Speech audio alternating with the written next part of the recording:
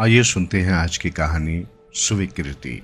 मलयपुर में बने श्रीनिवासन के 7वें मंजिल पर स्थित घर में जनवरी की सुबह 7 बजे से ही तपता निष्ठुर सूरज खुली खिड़की के रास्ते दाखिल होकर आग बरसाने लगता था।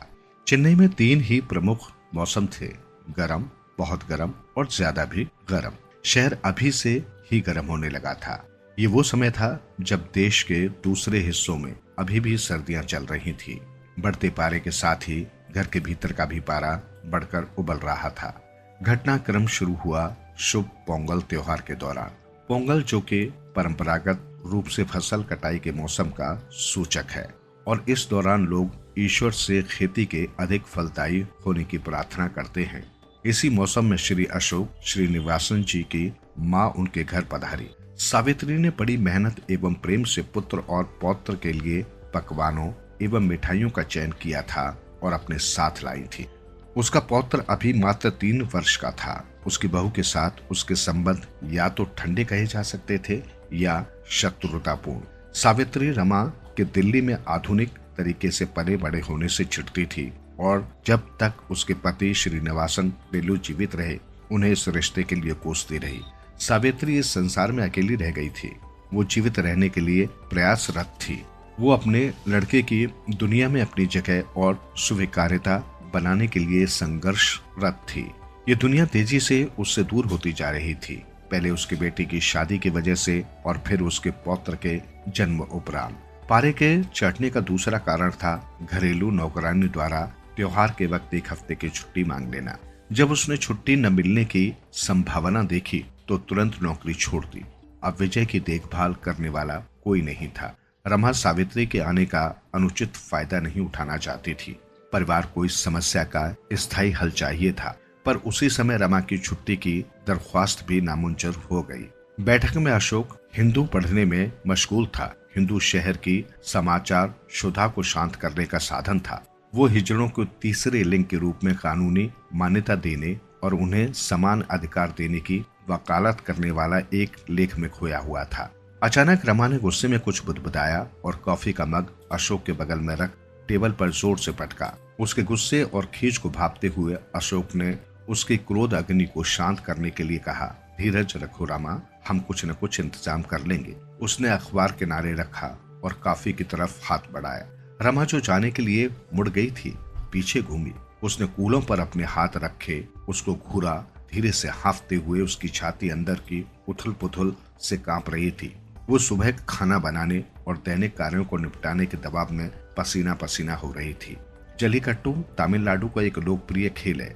ये पोंगल के दौरान आयोजित किया जाता है। इसमें लोग बैल को काबू में करने की कोशिश करते हैं। स्पेनिश बैलों की दौड़ की तरह इसमें न तो जानवर मारे जाते हैं और न ही मेटाडोर किसी हथियार का इस्तेमाल करते हैं।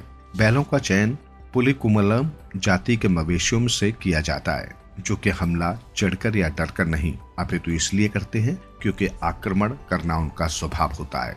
जो इन्हें काबू में करने का साहस दिखाते हैं वे या तो लड़ते हैं या भाग जाते हैं। इसी प्रकार के भय के साथ अशोक की नजरें रमा से मिली। कैसे हम कभी ये कर पाएंगे जब तुम्हारी दिलचस्पी घर की चिंताओं से ज्यादा राज्य की समस्याओं में है? उसने पूछा। उस एजेंसी का क्या जिससे हमने पहले बात की थी? अशोक ने दबे स्वर में उत्तर दिया।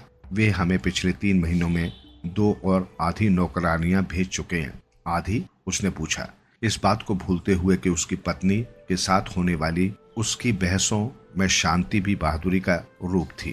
क्या तुम्हें कुछ भी याद नहीं रहता? रमा करजी, उन्होंने हमारे पास किसी को भेजा था जो लगभग विजय की उम्र का था। बैठक में हो रहे शोर को सुनकर सावित्री चौखट पर पारंपरिक रूप से बनने वाले कॉलम को सजाना छोड़कर विजय को साथ लेकर जल्दी से अंदर आई और कहा कि क्या हुआ? अशोक, उसने दरवाजा बंद किया और अपने गंदे हाथों को साड़ी में पोंछा।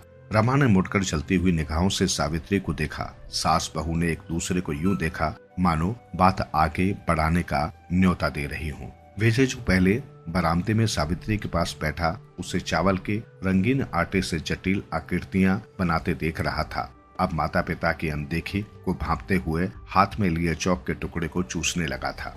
और जैसा कि ज्यादातर होता है, राजाओं की लड़ाई में प्यादे ही मारे जाते हैं। विजय, रमा चीखी। अपने लड़के को देखकर, जिसने के चूने के पत्थर का एक बड़ा सा टुकड़ा मुंह में डाल लिया था। उसने तुरंत चौक को फेंका और रोने लगा। यह हंगामा दरवाजे की घंटी के बजने से बाधित हुआ। ज्यादातर सुबह के वक्त इस घंटी का बजना परिवार को अच्छा नहीं लगता था, क्योंकि सभी काम निपटाकर दफ्तर या स्कूल जाने की तैयारी में होते थे। आज हालांकि इसका अच्छा प्रभाव हुआ। विजय ने रोना बंद कर दिया और रमा व सावित्री ने अपने पंजे वापस खींचते हुए युद्ध समाप्ति की घोषणा कर दी। अशोक ने दरवाजे की ओर उस कृतज्ञता से देखा जैसे एक हारा हुआ मुक्केबाज लड़ाई समाप्त होने की घोषणा करने वाली घंटी की ओर देखता है। रमा को दरवाजा खोलते हुए एक झटका लगा। एक विशालकाय महिला उसके सामने खड़ी थी। वो एक बेढंगी सी साड़ी में लिपटी हुई थी। उसकी लंबाई 6 फीट और बाजू मासल थी। त्वरित सदमे के साथ रमा को यह एहसास हुआ कि उसके सामने खड़ी आकृति सड़क पर घूमने वाले हिजड़ों से मिलती थी, जो ट्रैफिक रोककर वसूली करते थे। क्या अब इन लोगों का दुस्साहस इतना बढ़ गया है कि इस सड़कों को छोड़कर घरों में वसूली करने आने लगे हैं? उसे आश्चर्य हुआ। उसने छेड़ की जगह सावधानी का प्रयोग करते हुए दरवाजे को थोड़ा बंद करते हुए रात्रि ताला लगाया, जिससे कि वो उससे बात कर सके, और कड़े स्वर में पूछा, हाँ क्या है? उस महिला ने नम्रता से एक आदमी के स्वर में कहा, मैं आपको परेशान करने के लिए माफी चाहता हूँ मैडम। मैंने सुना है कि आपको एक नौकरानी की तलाश है, क्या ये सच है? रमा को वो भयानक व्यवहार याद आया जो हे भगवान के बनाए हुए और समाज द्वारा तिरस्कृत जीव सड़कों पर उसके मुंह के पास आकर ताली बजाते हुए या कार की खिड़की को खटखटाते वक्त दिखाते थे। वो इस नम्रता से अचंभित हुई। हम वो बड़बड़ाए। उसका जवाब सावित्री की चीख में दब गया। सावित्री अब अपने आप पर काबू नहीं रख पा रही थी। वो चिल्लाई, दरवाजा बंद करो, दरवाजा बंद करो, थोड़ा इंतजार करो। रमा ने कहते हुए जल्दी से दरवाजा बंद किया। सावित्री भागती हुई अशोक के पास आई और चिल्लाई, दरवाजे पर एक आदमी महिला की साड़ी पहने खड़ा है। वो हमें लूटने आया है। क्या हमें पुलिस को बुलाना चाहिए? अशोक सुबह के अखबार को पढ़ने की तैयारी कर रहा था। उसे वो छोड़ता हुआ बोला, एक आदमी के लिए छुट्टी के दिन भी आराम से अखबार पढ़ पाना चीखती पत्नी और रोती माँ के कारण असंभव था। विजय ने अपनी सारी ताकत से चिल्लाते हुए रमा से लिपटकर इस कोलाहल को और बढ़ा दिया। रमा विजय को चुप कराने के लिए घुटनों के बल बैठी। अपने पुत्र को छाती से लगाते हुए उसने अशोक की तरफ देखा। वो बड़ा अजीब सा प्राणी है। उसने दबे स्वर में कहा, दरवाजे पर एक हिजड़ा है जो नौकरानी के रूप में काम करना चाहता है। क्या सच? अशोक ने पूछा। ऐसा भी तो हो सकता है। एक दूसरा विचार उसके मन में कौंधा, पर चौकीदार ने इसे अंदर कैसे आने दिया? रमा प्राणी शब्द सुनकर कसपसाई, पर इससे पहले कि वो अपना विरोध दर्ज कर पाती, सावित्री उसके और अपने बेटे के बीच आकर खड़ी हो गई। क्या हिजड़ा क्या होता है? उसने पूछा। अशोक ने रमा की ओर इस आशा से देखा कि वो उसे इस दुविधा से निकाले। अम्मा, हिजड़ा एक थिरु ननगाई एक अरावनी होता है, रमा ने तमिल में समझाया। अयो शिवा शिवा, सावित्री बुदबुदाई। उसने अपनी आंखें मूंदी और आगे पीछे हिलते डुलते हुए ऊपर वालों से इस राक्षसी घुसपैठ से मुक्ति दिलाने की प्रार्थना करने लगी। हमें क्या करना चाहिए? रमा ने अपने पति से पूछा। उसे कुछ पैसे दे दो और जाने को कहो, उसने कहा और कुड़ते हुए जोड़ा, तुम उसे अपनी कोई पुरानी साड़ी भी दे सकती हो। आखिर ये त्योहार का मौका है। इस हल से कृतज्ञ होकर रमा शयन कक्ष में गई। कुछ ही पलों में वो एक बुरी तरह से घिसी हुई साड़ी और कुछ पैसे लेकर बाहर निकली तथा दरवाजे की ओर बढ़ी। जैसे ही आगंतुक ने रमा को देखा, वो अपने को झाड़ते हुए खड़ी हो गई। वो रमा से 1 फीट से भी ज्यादा लंबी थी। हम माफी चाहते हैं, हमें नौकरानी की जरूरत नहीं है, पर ये लो तुम्हारे लिए कुछ है। रमा की आवाज धीमी पड़ती गई जब वो साड़ी और रुपए देते हुए हिचकिचाई। हिजड़े ने उन चीजों को देखा, पर उन्हें लेने के लिए आगे नहीं बढ़ा। उसने याचनापूर्ण नजरों से रमा की ओर देखा और कहा, अम्मा, क्या आपने पहले ही किसी को काम पर रख लिया है? चौकीदार ने कहा कि आपके घर पर कोई नौकरानी नहीं है, पर फिर भी वो मुझे अंदर नहीं आने दे रहा था। मैंने पहले विनती की और फिर उसे धमकाकर अंदर आई। मैं अपने व्यवहार के लिए क्षमा मांगती हूँ। हम लोगों की निगाह में अपने लिए भय और घृणा देखते हैं। कई बार हम अपने पर काबू नहीं रख पाते हैं। उसने शांति से कहा, माफ करना अम्मा। अच्छा, तुम्हारा नाम क्या है? रमा ने कुछ लज्जित होते हुए पूछा। वो हिजड़ा अपने पन से रंगे हुए दांत दिखाते हुए मुस्कुराया। शुक्रिया अम्मा, बहुत वक्त बाद किसी ने मेरा नाम पूछा है। मेरा नाम संतोषी है। कृपया मुझे बताइए, क्या आपने किसी को काम पर रख लिया है? रमा झूठ नहीं बोल सकी। नहीं, अभी नहीं। लेकिन अम्मा, संतोषी ने उसे रोका। मैं आपकी आंखों में एक कम दिखने वाला पर जाना पहचाना भाव देख रही हूँ, दया का। अम्मा, यदि मानव जाति के हमसे अधिक सौभाग्यशाली लोग हमेशा हमें भय, घृणा या दया भाव से देखते रहेंगे तो हम हमेशा समाज के अंधियारों में दफन रहेंगे। हम भी मांगते रहेंगे, जबरदस्ती उगाही करते रहेंगे या विक्षिप्त लोगों के सहवास की विकृतियों के पैसे के लिए पूरा करने को मजबूर होंगे। हमें आप जैसे लोगों का सहारा चाहिए अम्मा। अरे, ये एक चुड़ैल है, इसे पक्का काला जादू आता होगा। वो तुम्हें अपने शब्दों से संबोधित कर रही है। सावधान रहो रमा, सावित्री ने अपनी बहू के कानों में फुसफुसाया। नहीं, पति संतोषी ने सावित्री को दादी के रूप में संबोधित करते हुए कहा। मैं चुड़ैल नहीं हूँ। मैंने एक गरीब परिवार में लड़के के रूप में जन्म लिया था। जब मैं 2 साल का था तो मेरे पिता की शराब के नशे में हुए झगड़े के दौरान मौत हो गई थी, और जब मैं उसकी उम्र की थी, उसने विजय की ओर देखते हुए कहा, तब कुछ बदमाशों ने मुझे उनके लिए भीख मांगने पर मजबूर कर दिया।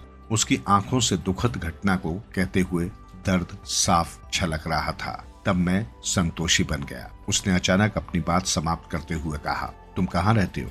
रमा ने पूछा, अचानक ही अपने हाथ में पकड़ी हुई साड़ी और पैसे पर लज्जित होते हुए। कोटुपुरम पुल के नीचे बसी झुग्गी में, उसने उत्तर दिया। हम में से कुछ ये सुनिश्चित करने की कोशिश कर रहे हैं कि झुग्गियों में रहने वाले गरीब अनाथ बच्चों का हर्ष हमारा जैसा ना हो। हम उन्हें अपने संरक्षण में लेते हैं, उन्हें खाना और अपनी सुरक्षा मुहैया कराते हैं, पर हमारे पास इस कार्य को लंबे वक्त तक जारी रखने के लिए पर्याप्त संसाधन नहीं है। हमें एक निश्चित आमदनी की आवश्यकता है और भीख मांगने से हमारे खर्चे पूरे नहीं होते। कृपया हमारी मदद करें अम्मा, संतोषी ने याचना पूर्वक अपने हाथों को जोड़ते हुए कहा। फिर उसने सावित्री की ओर देखा और कहा, क्या ये शर्मनाक नहीं है? एक तरफ तो हमें शुभ मानकर एक बच्चे के जन्म पर जश्न मनाने के लिए बुलाया जाता है, पर दूसरी ओर हमें क्रूरता पूर्वक समाज की परिधि से बाहर फेंक दिया जाता है, उस गलती के लिए जो हमने की ही नहीं। बहुत हुआ, सावित्री ने कहा। उसने रमा का हाथ पकड़ा और उसे घसीटते हुए अंदर ले गई। क्या तुम पागल हो? तुम इस प्राणी से इतनी देर तक क्यों बातें कर रही हो, जबकि घर में इतना काम पड़ा है करने को? हमें पूजा की तैयारियां भी पूरी करनी है। अशोक, तुम ही इसे समझाओ। रमा के अंदर से झगड़े की इच्छा जैसे समाप्त हो गई थी। उसने धीरे से सावित्री की पकड़ से अपना हाथ छुड़ाया और अपने पति की ओर देखा। क्या हम उसे एक मौका दे सकते हैं अशोक? रमा, कृपया अपनी बुद्धि का इस्तेमाल करो, अपने दिमाग से सोचो, दिल से नहीं, अशोक ने कहा। हम अपने 3 साल के बच्चे को कैसे इस प्राणी के साथ छोड़ सकते हैं? हमें नहीं पता इसके मन में क्या है। इसे किसी एजेंसी ने तो भेजा नहीं है जिसके पास हम कुछ गलत होने पर शिकायत लेकर जा सकें। बहुत सारी अफवाहें ऐसी भी हैं कि बच्चों का अपहरण करने वाले बहुत से गैंग शहर में सक्रिय हैं जो फिरौती के लिए छोटे बच्चों का अपहरण करते हैं। कई बार बच्चों का अंजाम बहुत बुरा होता है और सोचो कि समाज क्या कहेगा। हम कैसे इसे नौकरी पर रखने को अपने मित्रों और रिश्तेदारों के सामने सही ठहरा पाएंगे? मैं इसके पक्ष में नहीं हूँ, उसने उखड़ी हुई सांसों के साथ अपनी बात समाप्त करते हुए कहा। अशोक, कृपया उसे प्राणी न कहो। क्या वे घरेलू नौकर जिन्हें हम सामान्य मानवों की श्रेणी में रखते हैं जुर्म नहीं करते?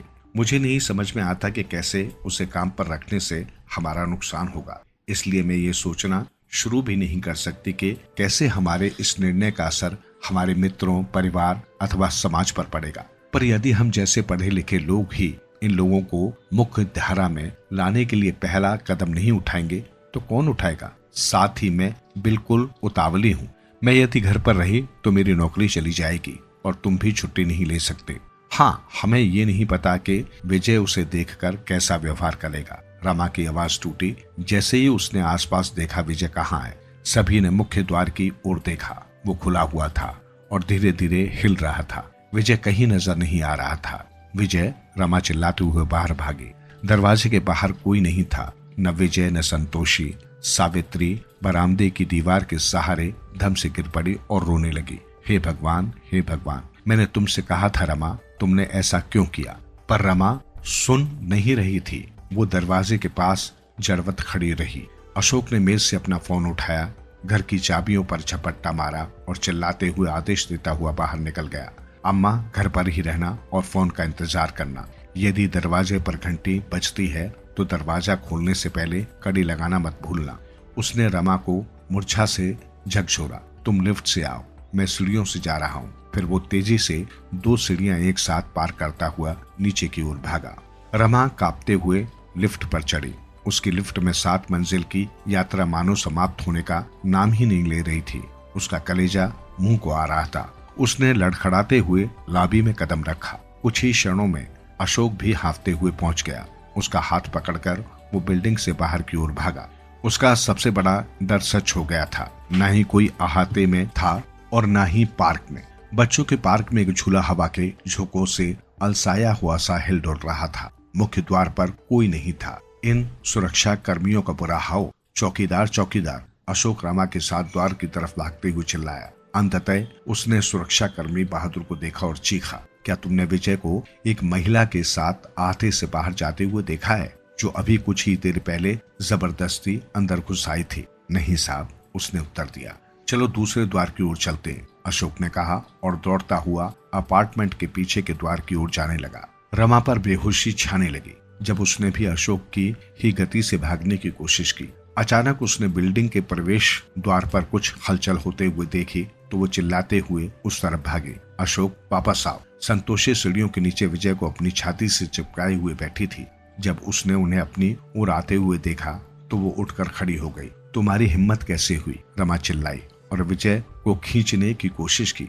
उसे ये देखकर आश्चर्य हुआ कि विजय की दोनों बाहें संतोषी के गले से जकड़े हुई थी और वो उसे छोड़ने को तैयार नहीं था। संतोषी ने बताया, अम्मा, मैं बाहर बैठी इंतजार कर रही थी, तभी आपका लड़का दौड़ते हुए बाहर आया और सीधे लिफ्ट में घुस गया।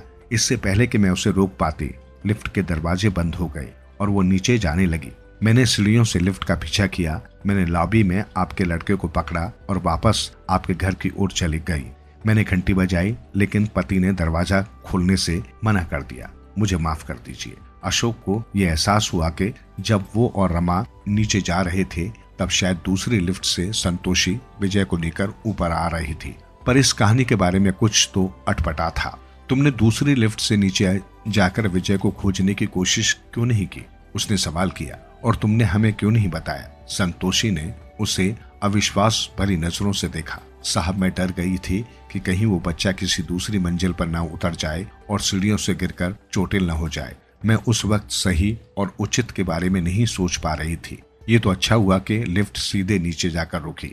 अशोक लज्जित हुआ। उसने रमा की ओर देखा और असहज ढंग से मुस्कुराया। मुझे लगता है तुम्हें अपनी नौकरानी मिल गई, उसने कहा। चलो सभी ऊपर चलें, घर पर अभी भी काम का पहाड़ पड़ा है। रमा संतोषी की ओर मुड़ी और कहा, शुक्रिया। क्या तुम ऊपर आओगी ताकि हम तुम्हारे काम करने की शर्तों को तय कर लें? संतोषी ने कोमल स्वर में विजय के कान में फुसफुसाया। वो हंसा और अपनी बाहें फैला दी। रमा ने विजय को अपनी बाहों में उठाया और उसे कसकर पकड़ लिया। उसकी आंखें डबडबा आई थी। जैसे ही वे लिफ्ट में घुसे, अशोक ने दबी आवाज में अपनी पत्नी से पूछा, विजय संतोषी से इतनी आसानी से कैसे घुल मिल गया? वो तो बहुत भारी भरकम और डरावनी दिखती है। रमा ने जवाब दिया, बच्चे सरल और विश्वास करने वाले होते हैं। जैसे जैसे हम बड़े होते जाते हैं, शंकालु होते जाते हैं और किसी के भी ऊपर विश्वास करना हमारे लिए कठिन होता जाता है। फिर वो मुस्कुराई।